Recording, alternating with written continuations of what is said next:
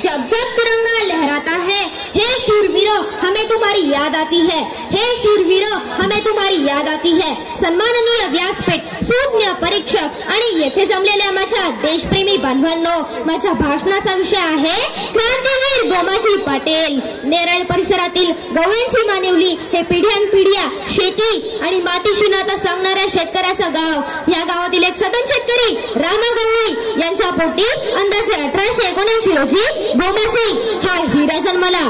असं म्हणतात की मुलाचे पाय पाळण्यात दिसतात, तसेच गोमाजींचे व्यक्तिमत्व ते अत्यंत विचारी व संवेदनशील होते। शेतकऱ्यावर जमीनदार सावकार यांच्याकडून होणारी अन्यायाची त्यांना अत्यंत चीड होती। त्यांच्या ठाई मातृभूमीबद्दल निस्सीम प्रेम होते। परकीयांकडून मातृभूमीची होणारी अवहेलना पाहून त्यांना संताप येईल। अशा वेळी अण्णासाहेबांच्या सानिध्यात येतात त्यांच्या मनात क्रांतीची, देशाच्या स्वातंत्र्याची स्वप्न रंगायला लागली। भाईंच्या संगतीत त्यांनी अन्यायाविरुद्ध प्रतिकार करायला सुरुवात केली। सावकारांच्या जुलुमातून शेतकऱ्यांना मुक्त करण्यासाठी भाई कोतवाल यांनी कर्जत तालुक्यात 125 धान्यकोटा निर्माण करून सहकार चळवळीचा पाया घातला। या धान्यकोटांपैकी पहिली धान्यकोटी गोमाजी पाटील यांच्या सहकार्याने मानिवली गावात सुरू करण्यात आली। कर्जत तालुक्यात स्थापन झालेल्या 42 व्हॉलंटरी शाळेच्या उभारणीतही गोमाजी पाटलांचा सिंहाचा वाटा होता। उषलत्या ज्वालामुखीचा हृदय तवा कल्लोळ होता, मातृभूमी मुक्त करण्याचा जीवनाचा होम होता, जीवनाचा होम होता। 1942च्या चलेजाव चळवळीत भाई कोतवाल भूमिगत झाले, तेव्हा बाईंनी गोमाजी पाटलांच्या सहकार्याने क्रांती गटाची स्थापना केली। हाच तो इतिहास प्रसिद्ध जय भवानी गट अर्थात आझाद दस्ता। या गटात अनेक जिल्ह्यातील प्रांतातील असे अनेक जातीचे, पंथाचे, विभिन्न भाषा बोलणारे तरुण होते। या क्रांती गटाचे बुद्धी सामर्थ्य स्वतः अण्णासाहेबांचे होते, तर प्रत्यक्ष कार्यक्षेत्रावर कारवाई करणारे गोमाजी पाटील खऱ्या अर्थाने फील्ड मार्शल होते।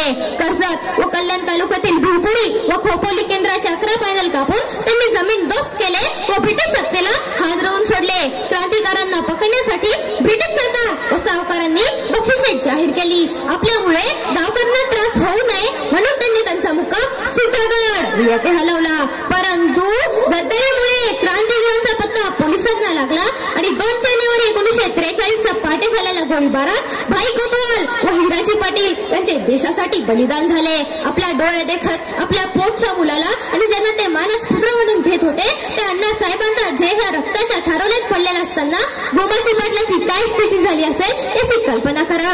देशाच्या स्वातंत्र्याचे उराशी बाळगलेले स्वप्न आता भंगते की काय असे न वाटले व पण काही क्षणातच त्यांनी स्वतःला सावरले आणि पुन्हा शूर योद्धा कणखरपणे प्राप्त परिस्थितीत झुंज देण्यासाठी उभा राहिला।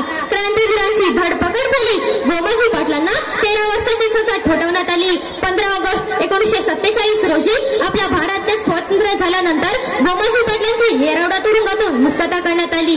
देशप्रेमी बांधवांनो, देशाच्या स्वातंत्र्याकडून या क्रांतिवीरांना काही अपेक्षा होत्या सर्वांसाठीच्या पोटभर अन्नाची, अंगभर कापडाची आणि डोक्यावरच्या छपराची अपेक्षा होत्या, भय, भेद आणि भ्रष्टाचार मुक्त भारत देशाची। पण यांच्या हाती हे स्वप्न पूर्ण झाले नाही। स्वातंत्र्यानंतरही यांच्या हालापेक्षा कमी झाल्या नाही। अखेर वयाच्या 73व्या वर्षी देशाच्या स्वातंत्र्यासाठी झुंजारपणे लढणारा क्रांती योद्धा या मातृभूमीच्या कुशीत कायमचा विसावला। ते जरी देहाने गेले तरी स्मरण त्यांचे आपणास राहे, जरी रेवा कृष्णा गोदा या देशातून वाहे। कीर्तिमूर्ती अमर त्यांची, अमर मार्ग त्यांचा, देवा होनी थोर मान या देव माणसाचा, या देव माणसाचा। जय हिंद।